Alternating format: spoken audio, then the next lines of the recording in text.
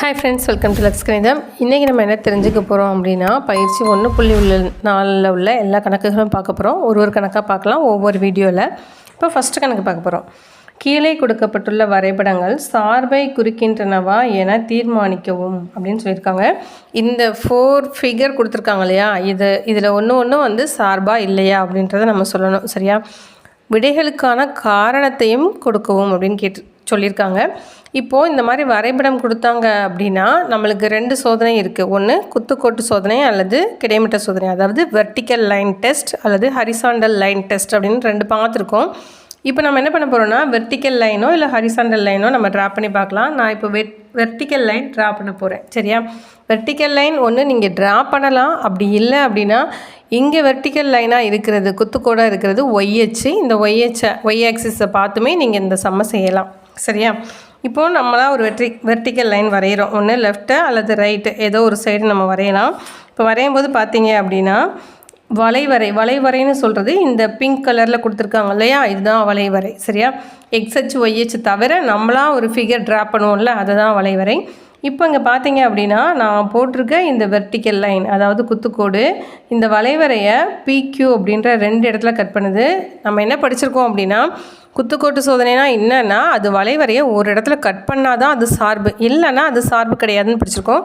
So இது 2 இடத்துல cut பண்ணுறதுனால இது சார்பு கிடையாது. ஓகேவா? நெக்ஸ்ட்டு செகண்ட் சம்மில் பாருங்கள். இங்கேயும் ஏதாவது ஒரு இடத்துல நம்ம வெர்டிக்கல் லைன், அதாவது குத்துக்கோடு வரையலாம். அப்படி வரையும் போது இது வளைவரையை எத்தனை இடத்துல கட் பண்ணுது அப்படின்னு பாருங்கள். ஒரே ஒரு இடத்துல தான் கட் பண்ணுது.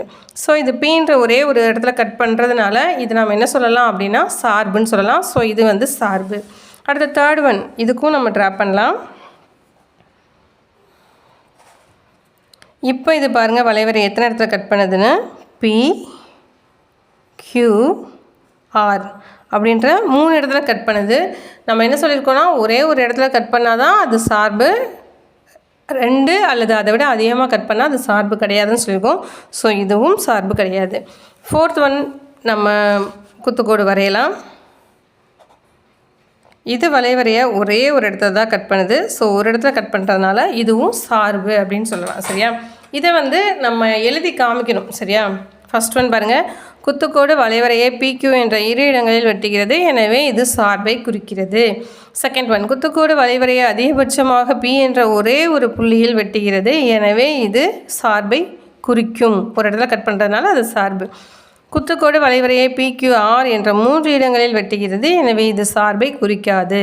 ஃபோர்த் ஒன், குத்துக்கோடு வளைவரையை அதிகபட்சமாக P என்ற ஒரு புள்ளியில் மட்டுமே வெட்டுகிறது, இது சார்பினை குறிக்கும். ஸோ இதுலேருந்து என்ன தெரியுது அப்படின்னா, ஒரே ஒரு இடத்துல மட்டும்தான் வளைவரையை கட் பண்ணணும். அப்படி கட் பண்ணால் அது சார்பு, இல்லைன்னா அது சார்பு கிடையாது அப்படின்றது நம்மளுக்கு புரியுது. ஓகேவா? ஓகே, இந்த சம் உங்களுக்கு தெளிவாகவே புரிஞ்சிருக்கும் அப்படின்னு நான் நினைக்கிறேன். புரிஞ்சிருந்தது அப்படின்னா இந்த வீடியோவில் ஒரு லைக் கொடுத்துருக்கோங்க, உங்களோட ஃப்ரெண்ட்ஸுக்கு ஷேர் பண்ணுங்கள். Okay friends, thank you.